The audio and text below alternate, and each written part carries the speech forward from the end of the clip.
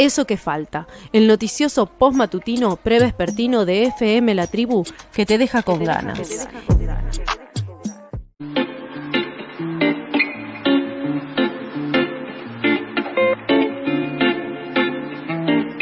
Seguimos en el aire de Eso que falta y ya estamos conectadas con Alejo Di Ricio, quien está disfrutando un poquito de las patitas en la arena y por eso nos abandona en la última columna aquí de manera presencial, más no con su conocimiento, porque aquí está. Hola, Ale, ¿cómo estás?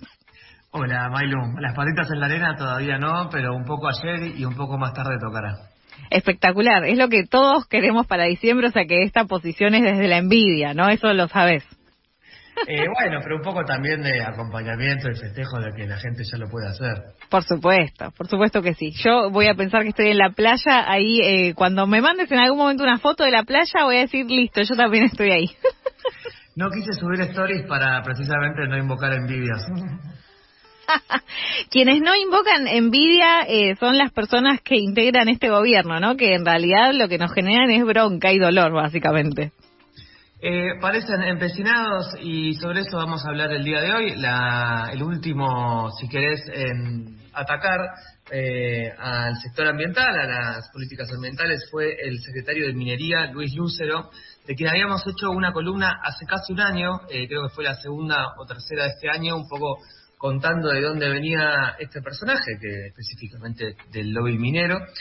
Y lo que dijo Lucero la semana pasada fue que, entrevistado por el diario Opinión Santa Cruz, que había que cambiar cuanto antes la ley de glaciares, y cito ahora, para que no tenga un tinte antiminero y que la ley actual, dijo Lucero, no se ajusta a la realidad científica porque los glaciares ya no actúan como reservas hídricas, perdón. Bueno, quien no se ajusta a la realidad científica es obviamente Luis Lucero, porque esto está directamente negando el consenso científico mundial hace años, digamos, ¿no? Y acá me parecía importante, un poco para ir a la ley de glaciares a nivel local, primero tocar cuál es el marco o qué está pasando a nivel mundial en este sector, en el universo que se llama la criósfera, que como bien se adelantó es el título de un poco de la columna, ante la cual la pregunta, bueno, ¿qué es la criósfera y a qué nos referimos cuando hablamos de ello? Criósfera en sí es, la definición es todas las partes de la Tierra donde el agua todavía permanece en estado sólido.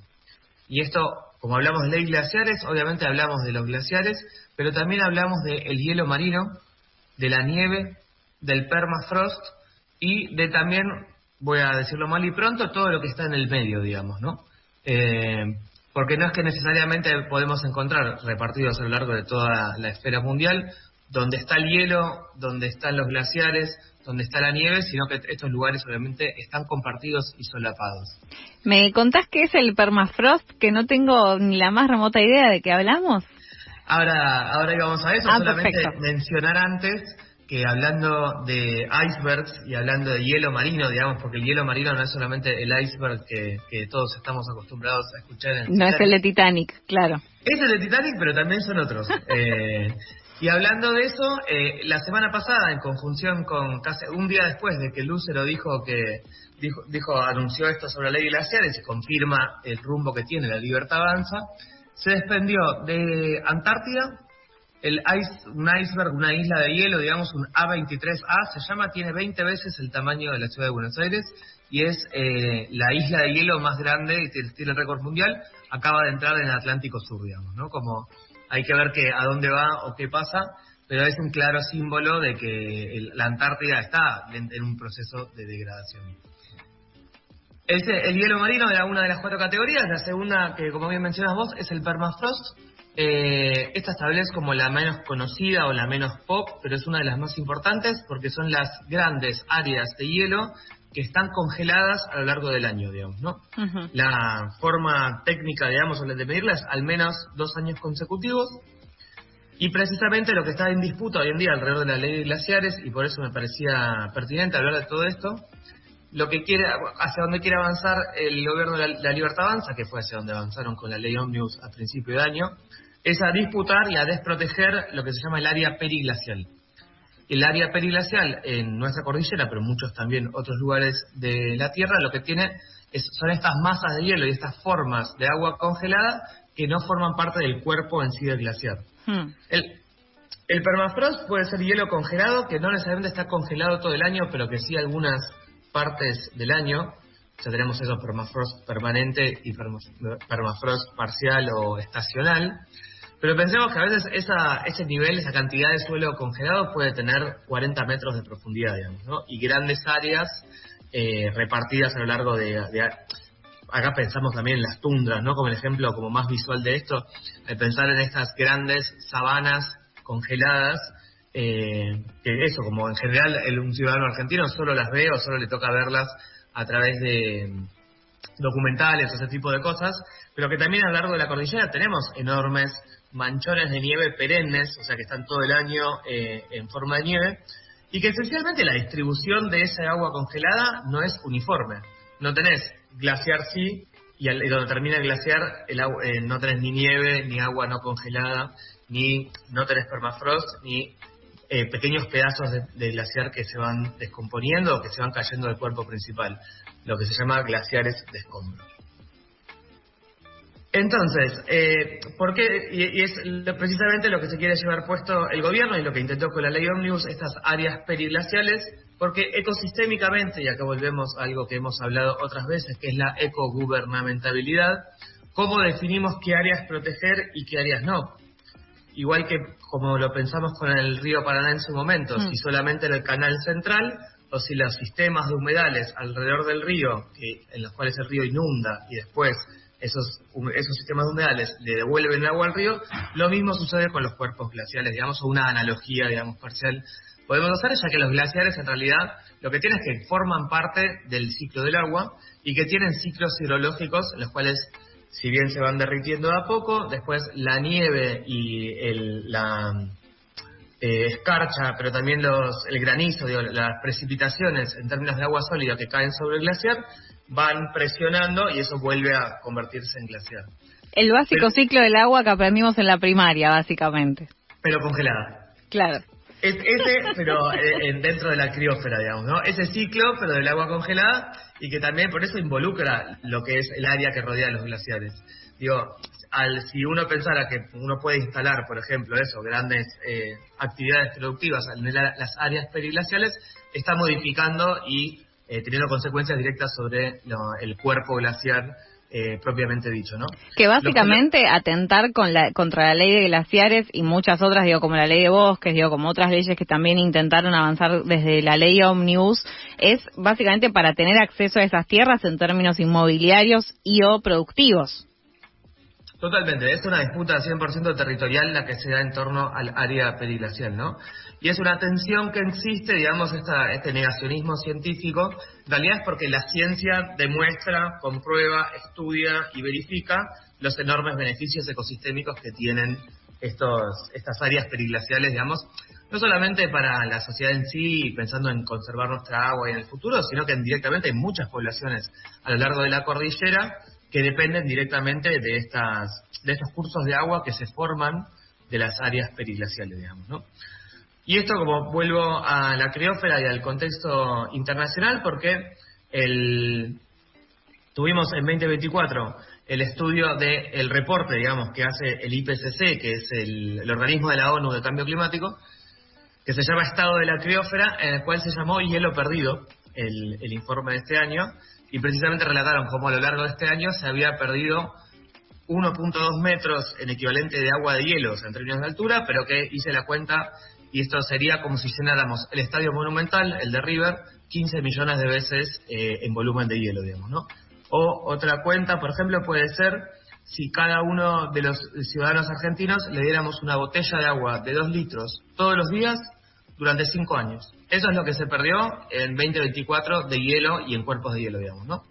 Y lo digo en agua porque precisamente, como está pensando todo el consenso internacional en cómo se piensa esto, es como también reservas de agua, por esto mismo de que forman parte del ciclo de agua y como ese ciclo de agua está absolutamente ligado con el de agua no congelada. Para el desprendimiento de este glaciar que mencionábamos antes, que claramente está vinculado, ¿no?, con el calentamiento global y cosas que hemos hablado durante todo este año, ¿puede implicar algún tipo de riesgo en términos de que genere, no sé, una inundación en una zona cercana? ¿O eso, por el tamaño que tiene, no es posible? ¿O qué consecuencias puede ahí haber? Digo, para entender en términos concretos, ¿qué es lo que implica no proteger a los glaciares, ¿no? Como lo podemos vivir pasado mañana, tal vez. Sí, en ese sentido, como tal vez yo lo dividiría, digamos, ¿no? Uno, pensar en los glaciares a los cuales la humanidad, digamos, tiene un acceso directo, que son enormes reservas de agua dulce, que sigue parcialmente, como pensarlos como reserva, como bueno, este bloque de hielo va alargando el agua del cual toman muchas de las comunidades de la cordillera. Digo, estamos saliendo de un gran proceso de niña, de 3 años de sequía, en los cuales estas semanas estuvieron peleando las provincias de Mendoza y La Pampa por el uso del río Atuel, digamos, ¿no? Mendoza dejando a la población de La Pampa sin agua. Esto es algo, digamos, que está directamente vinculado a cuánta agua de la cordillera toman la mayor parte de las provincias que dependen de eso, digamos, ¿no? Especialmente todas las provincias que no dependen de otras cuencas, como el río Paraná y el Salado, y no muchas más de grandes cuencas hablo. Y después, por otro lado, las consecuencias que tiene la degradación de los sistemas glaciares a lo largo de los polos, del Ártico y del Antártico. Lo cual tiene profundas consecuencias para el aumento del nivel del mar, pero que están vinculados más a crisis climática y a largo plazo. Sí, el aumento total de nivel del mar para 2100, si no se hubiera hecho nada en los últimos años con la crisis climática, hubiera sido más o menos 60 metros, digamos, ¿no? Hoy en día eso es mucho menos, porque ya se realizaron un montón de acciones. Digo, creo que si fuéramos como lo que se dice, por el rumbo actual, ya iríamos 30 metros menos de eso. Y la disputa es eso, si sube 30 metros o si logramos que suba mucho menos, ¿no? Claro. De lo que venimos hablando de crisis climática y eso. Esa isla que se desprende en sí es un iceberg más, solo que es el más grande que nunca se desprendió, lo cual representa un enorme peligro para la navegación. Pero ya son zonas que por las enormes tormentas, las inestabilidades climáticas y porque ya tienen mucho hielo suelto, solo navegan en general como barcos como el Irizar, digamos, los rompehielos grandotes. No son aguas en las que puedan navegar otro tipo de embarcaciones. Uh-huh. Pero sí se espera que cambie su curso. En realidad no es que se desprendió del continente, sino de un vórtex de agua, de una corriente en el cual estaba circulando sobre su propio eje, y a medida que avanzas al norte seguramente va a perder tamaño, digamos, también, ¿no? Es mucho más una noción de cómo vemos que se degradan los polos, de que peligros inmediatos para alguna isla o algunos estados insulares del sur, digamos. Bueno, ¿y en qué situación estaremos para 2025 pensando en la columna y no tanto en los glaciares? Pensando en la columna, lo que podemos ver es que este último ataque que vemos este mes contra la ley de glaciares está absolutamente ligado al avance que quiere tener la minería en todas sus formas, digamos, tanto mega minería como minería a baja escala, que quiere integrar el RIGI, que quiere montarse sobre el RIGI. Y en eso las áreas periglaciales, como decía, van a estar en enorme disputa, ¿no? Específicamente cómo se regula eso, si a lo largo de 2 años como mínimo, qué dimensión tiene que tener un manchón de hielo, cuáles son esas funciones hídricas que cumplen esos glaciares, que era lo que estaba en disputa. Y eso para mí lo vamos a empezar a ver en un montón de otros lugares, digamos, ¿no? Como en un montón de otras dimensiones, como ya lo vimos en energía, pero que ya lo estamos viendo en la desregulación y el avance sobre el desmantelamiento de los pocos acuerdos comunes, tanto institucionales, técnicos, pero también los sociales, como específicamente poder hablar de ambiente, poder hablar de cosas ambientales, sin que eso sea una condena o sin que eso sea algo que va en contra, por ejemplo, del desarrollo de la riqueza, esas campañas que se intentan llevar a cabo desde los espacios de la extrema derecha. Va a ser lo que el año pasado tal vez eran grandes tensiones, hoy en día son directamente conflictos. Vamos a ver cómo esos conflictos van a escalar, digamos, ¿no? Tanto los culturales discursivos como los conflictos específicamente judiciales, territoriales, con los pueblos originarios que muchas veces habitan territorios bajo los cuales están los bienes comunes o a través de los cuales están los bienes comunes, y cómo esa escalada de violencia, qué formas va a tomar, digamos, eso va a ser un poco lo que está en disputa, ¿no? O sea, la ley de glaciares es la que vimos el último mes, o ya venía apareciendo, había aparecido en ley ómnibus, pero hoy este último mes tuvo arremetida, Y también qué forma va a tomar eso, ¿no? O sea, que la ley de glaciares necesitan otra ley para modificarla, o si la quieren modificar por decreto o DNU, y si eso puede ser inconstitucional, qué rol va a tener la justicia, qué rol va a tener las oposiciones, digo, como las oposiciones partidarias, si van a tener algún rol en un contexto de año electoral. Y eso en conjunción con que pareceríamos estar llegando al final de estos últimos 3 años de sequía, y que se espera un año, el año que viene, digamos, a nivel global, se espera que sea un año de nuevo de grandes lluvias, y que eso puede traer también como bonanza para los sectores económicos que dependen del agua, específicamente agro, digamos, ¿no? Esto igual para nada en detrimento del consenso climático, sino que tenemos una gran época de muchas lluvias que puede generar inundaciones, y después volveremos a las nuevas sequías en este ciclo mega o macro ciclo estacional global. Gracias, Ale. Esta fue básicamente la última columna del año.